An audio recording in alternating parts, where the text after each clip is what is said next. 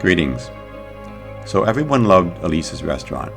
She was busier than ever, and in no time, she was miserable. So my curiosity is about the underlying factors that may be related to business and work, or they may be related to more holistic factors, mind, body, and spiritual issues that are underneath Elisa's psychological, emotional, and mental state.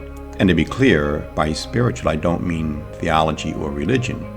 What I'm referring to is one's deeper values and principles and soul-driven ways of living life at work, at home, at play, and in relationship with a heightened sense of well-being. So if I were a business analyst or a consultant, which I'm not, one of the first steps I might take is to use a SWOT analysis to explore Elisa's business. A SWOT analysis is a tool that explores strengths, weaknesses, opportunities, and external threats to the business in order to develop strategies for moving forward and to see what might be getting in the way of being successful in the present.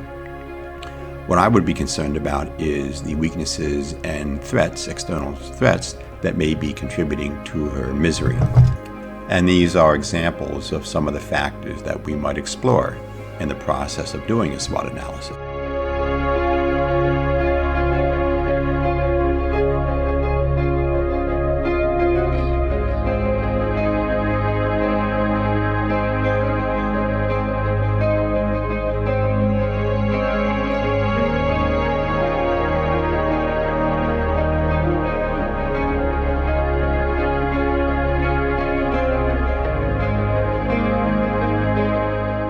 So over the years, I've used the SWOT analysis with many of my clients in a more holistic way, and that is to explore mind, body, and spirit factors that may be getting in the way of their living a life with a heightened sense of well-being. So from my perspective, a healthy sense of well-being is like a three-legged stool, the legs being mind, body, and spirit. My experience is that dysfunction, dis-ease, or illness of one kind or another in one leg can also adversely affect the health of the other two legs, often leading one to feel off or disconnected or disassociated in one way, shape, or form. And in Elisa's case, this disconnection, this feeling of being off, relates to her misery, or it could relate to her misery.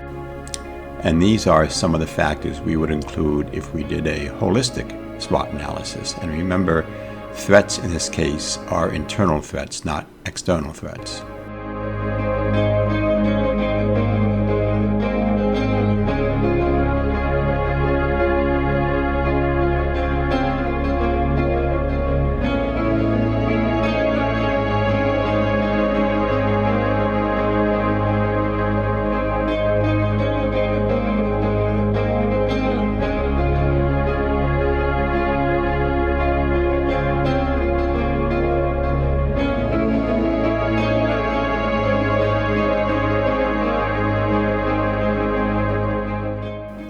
So before moving on, there's one comment I want to make with respect to the business SWOT analysis process. I'm a great fan of Shark Tank. I've watched it for years. And over the years, there's one common thread that runs through most of the episodes that I've seen. And it's this. A contestant or contestants will come in and they're high as a kite because their business is doing well in their estimation. They've got customers, they've done the financial work, they seem to be growing, they think they've done all the right stuff, only to find out this. For those reasons, I'm out. I'm out. So I'm out. I'm out. I'm out. I'm out. So it may very well be that during the business SWOT analysis, she may find out something that she doesn't know, which directly or indirectly may be causing her misery. So I want to say a few words about the holistic SWOT analysis. Not all of the factors are the same all of the time, depending on the client. In addition, having a heightened sense of well-being is half of my coaching process. One half of the coaching process is focusing on results the client wants to create in their life at work or in sports or at play or some other area. And the other half is focusing on well-being, mental, physical, emotional, spiritual, psychological.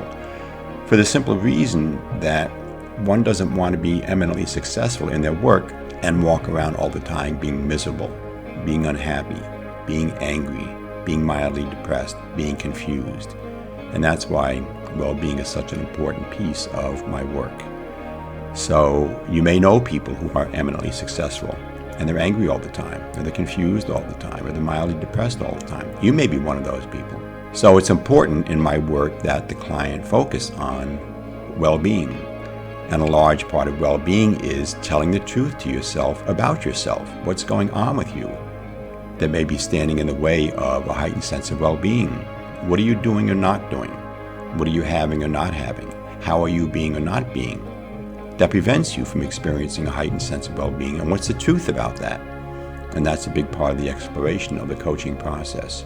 So I've taken the list of descriptors in this particular SWOT analysis, and I've created a document on my website so that you can go and not just look at the descriptors, but under each descriptor, I've listed 1, 2, 3, or 4 resources that you can avail yourself of to learn more about that particular descriptor as it applies to a healthy sense of well-being or a heightened sense of well-being. So if you, or perhaps somebody you know, is experiencing challenges with respect to their sense of well-being, mentally, physically, emotionally, spiritually, psychologically, this may be a good place to start on the journey towards discovering what a heightened sense of well-being looks like, sounds like, feels like. So to get to the website, go to truenorthpartnering.com.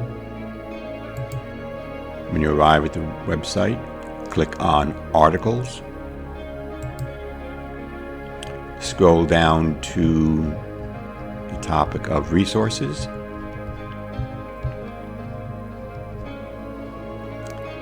And then find Misery-Resources. And there it is. So the list of topics, and under each topic, a reference or 2 or 3 or 4 that will give you some deeper insights, more information about that particular topic, that aspect of well-being. So there it is, one line from a blog post that really piqued my interest. Elise, having a wonderful business that she loves and enjoys, and at the same time living a life of misery. Seems like part of the human condition for a lot of folks today, worth exploring, worth thinking about.